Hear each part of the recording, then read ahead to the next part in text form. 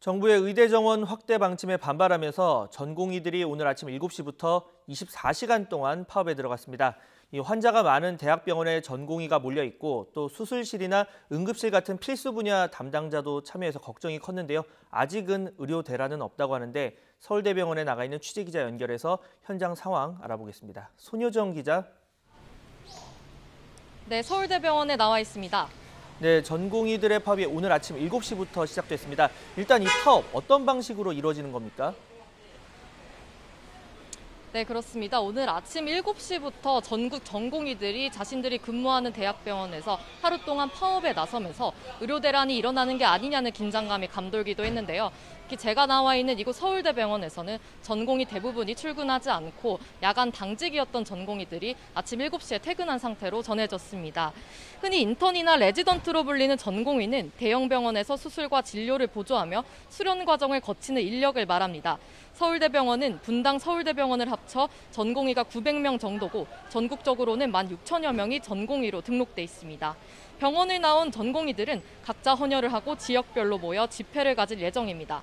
서울 성모병원은 의료진이 피켓을 들고 침묵 시위를 벌이기도 하는 등 일부 병원에선 단체 행동도 나오고 있는데요. 서울, 경기, 인천 등 수도권 지역 전공의들은 오후 2시 서울 여의도공원에서 집회를 열고 파업 목적과 향후 계획 등을 밝힐 예정입니다. 앞서 의료계는 지난달 23일 정부와 여당이 발표한 의대 정원 확대, 공공의대 설립 방침 등에 반발하며 파업을 계획했는데요. 매년 늘어날 의대 인력들을 현재의 대학 시설과 교수, 병원들이 감당하기 어렵고 그만큼 양질의 수업도 받지 못한 채 부실 의사를 낳기 쉬울 거라는 게 의료계의 주장입니다. 또 정부가 제안한 10년 지역 의사 복무 제도도 결국 지역에서 양성된 의사들이 10년을 채운 뒤 대도시로 이탈하는 것을 막을 수 없어 실효성이 의심된다고 보고 있습니다.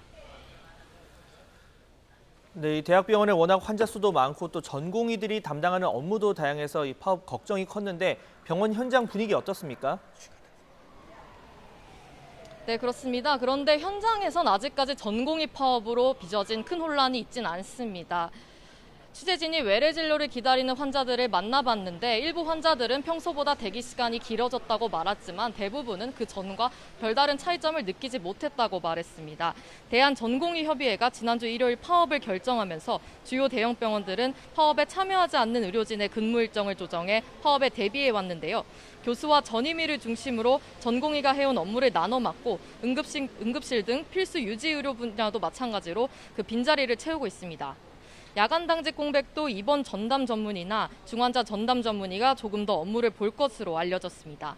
현재 병원 외래 진료는 예약제로 운영되고 있고 일반 수술의 경우도 응급 상황이 아닌 경우 하루 이틀 정도 일정 조정을 한 상태라 큰 문제는 없을 것으로 병원들은 보고 있습니다.